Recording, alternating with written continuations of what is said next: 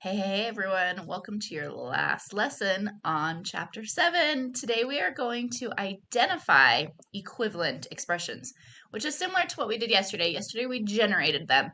Today we're just going to look at two of them and use properties and combine like terms to decide if they are equivalent. Let's get started. So, are these expressions equivalent? Now, right off the bat, you know they're not the same, right? But could they be equivalent? Could they have the exact same value? Well, what we're going to do is we are going to use distributed property and we're going to combine like terms and we're going to see if we can actually get them to look the exact same. And then we'll know that, yeah, they are equivalent. So what I noticed with this one right off the bat is I see that it's in kind of that distributed property format, right? We have an angry bird being times by the pigs inside. So if I times that, that'll be 5a, bring down the plus, and that gives me 5b. Oh, bring down the plus. And then if I look, that's as simplified as it can get, right? We can't combine a and b terms. So let's do some magic over here.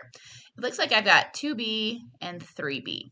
And because this is all plus and minus, I can like change things around, right? I can move those parentheses to being over here, and I can make that 5b and bring down that 5a. And so now look, yeah, these two expressions are equivalent. They may not look exactly the same, but they are equivalent.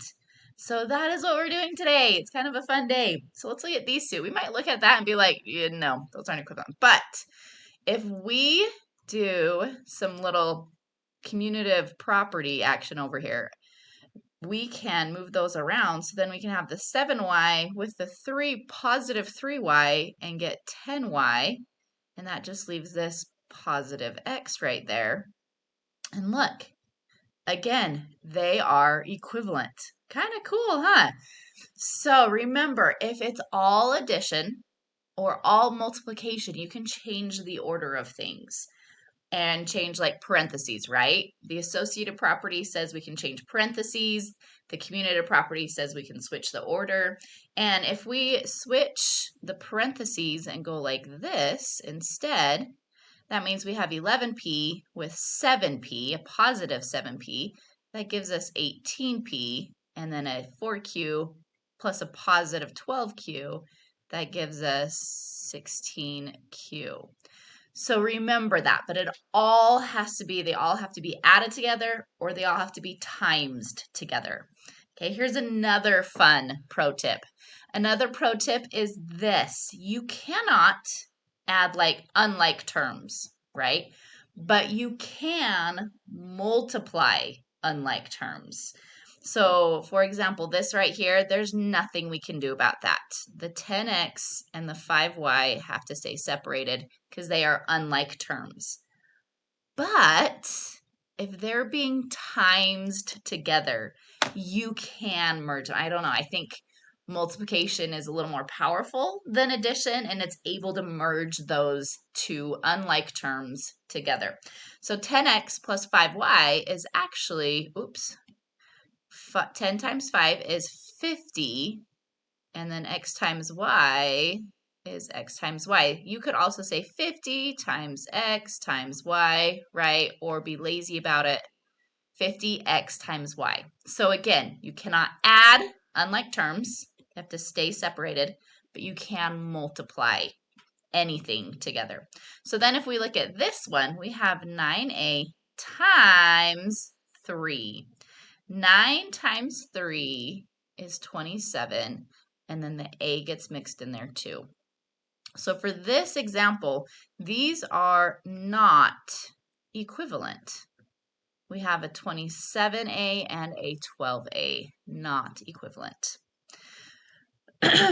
Here is another pro tip. The pro tip for this one is use distributive property before combining any like terms. We got to make sure that in the order of operations, we multiply before we add. Let me show you again why that's important. In this example right here, you might be tempted to be like, okay, 4 plus 5 is 9, and then times that angry bird through, right? That would give you an incorrect answer. What you need to do is you need to remember that there is that invisible times right there. And that timesing happens first. Then you can add. So 5 times 6t is 30t. Bring down the plus. 5 times 1 is 5. Now you can bring down the 4 plus, and we can simplify this even more by looking and seeing, all right, 4 plus 5 is a positive 9. Okay, and now as we look at this, compare it to that, are those two the same?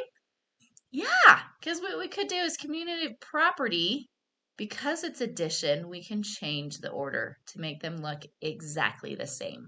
So these two expressions are equivalent. All right, let's try another one. So are these two expressions the same? Now, this is where it kind of gets tricky because you might look at this and be like, well, yeah, those look pretty much identical. But make sure you simplify every expression. Make sure you bring the Angry Bird through. Make sure you combine like terms, because when you do that, you're going to see that this becomes 10m plus 10 times n is 10n. So they're actually not equivalent, are they? So there's your word of caution for the day. Make sure you show your work, because expressions that don't look equivalent end up being equivalent. Expressions that do look like they could be equivalent actually aren't equivalent. So do your work and you'll see. All right, we already did that one. Determine whether these expressions are equivalent. We already did that one too. How about this one? We have, this looks like it's in pretty good simplified form, but if I look at this, I have a 7k and a positive 2k. That leaves me with, that would give me a positive 9k and a 4. Yes, these ones are equivalent. Cool. What about these two? Did we already do this one too? We already did this one. All right, let's move on. Are these expressions equivalent? We've got 8p plus 0. It's not just the same as 8p. Yeah. Okay, but then what's 8p times 0? Can we do this? Yeah, we can. Because when we remember multiplication, we can combine those, and not maybe combine, but multiply them together. What is anything times 0? 0. So these two are not equivalent. If it was times 8p times 1, then they would be equivalent, huh? But not times 0. Okay, that's basically the lesson today. You just get to do exactly what you've been doing the last couple lessons, and now combine all those skills together to determine if two expressions are equivalent. So let's give it a try. Will you tell me, are these expressions equivalent? Yes or no? Here is what I get. I see a distributive property opportunity here. That will give me 6c plus 3 times 2 is 6. Bring down the 2 plus, and then I see that I have a 2 and a plus 6. Give me 6c plus 8. I can change that up and get that they are, yes, they are definitely equivalent. What about these two? Are these two equivalent expressions? Well, I can't do anything with this, can I? Because they are not like terms, so this is as simplified as it gets. I can multiply those two together because multiplication is powerful. 7 times 2 is 14p. So these two are not equivalent. Okay, it is up to you now. Let's see you do some practice and have fun. See you next lesson.